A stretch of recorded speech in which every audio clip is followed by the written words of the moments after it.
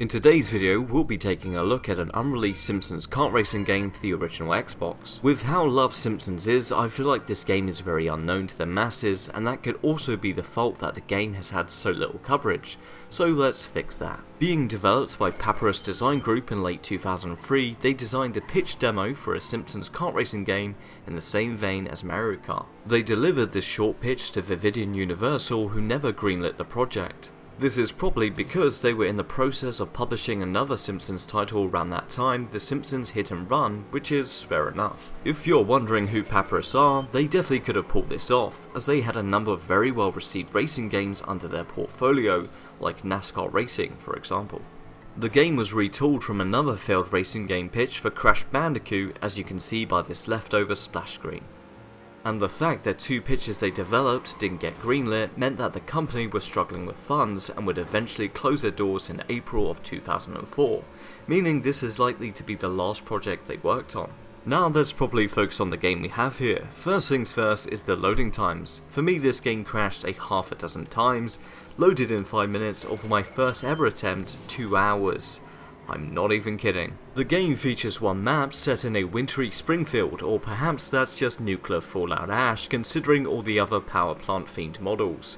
You got toxic waste spewing from vents, power plant workers trying to control it, Mr. Burns advertisements, and even an appearance from Blinky the three-eyed fish. So what do I think about all of this? The map is kind of fun to play on. At least it's not just a complete round circuit, there's some twists, speed boosts, and even jumps to pull off. I do think that the map just looks weird though. Like, this is not the map area I would design for a game pitch if I could only make one.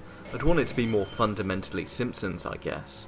You have probably noticed as well that the game gets very laggy when going through the tunnel or when there's a lot of objects on the screen. This is not my PC or the emulator, it's the game. It just can't function well, but as soon as you leave the tunnel, it's all smooth again. You can only play as Homer, with Bart, Marge and Lisa being the other non-playable racers. However, there is an apparent 2-player mode, at least that's what the options say, with the ability for player 2 to play as Bart, but after trying for at least 10 times, I couldn't get it to work.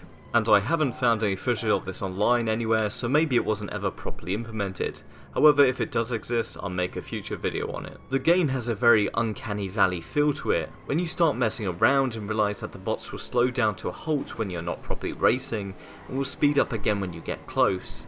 It's almost like they're keeping an eye on you. You can't travel too far outside of bounds, as there is a bunch of hidden barriers everywhere. And I don't think that matters too much though, as what you see is what you get. And finally, there is 2 items you can pick up and use. Duff beer, that's found in canisters around the track that you can use to boost.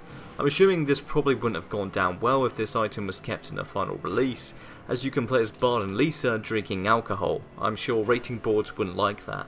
Buzz Cola would probably be a better alternative. And the last item comes from a mystery box that only contains one item, a rocket, that you can use on the other players to spin them out of control to slow them down. And that's all there really is to this game. If you enjoyed this video, be sure to like and subscribe for more unreleased games and fan game content in the future.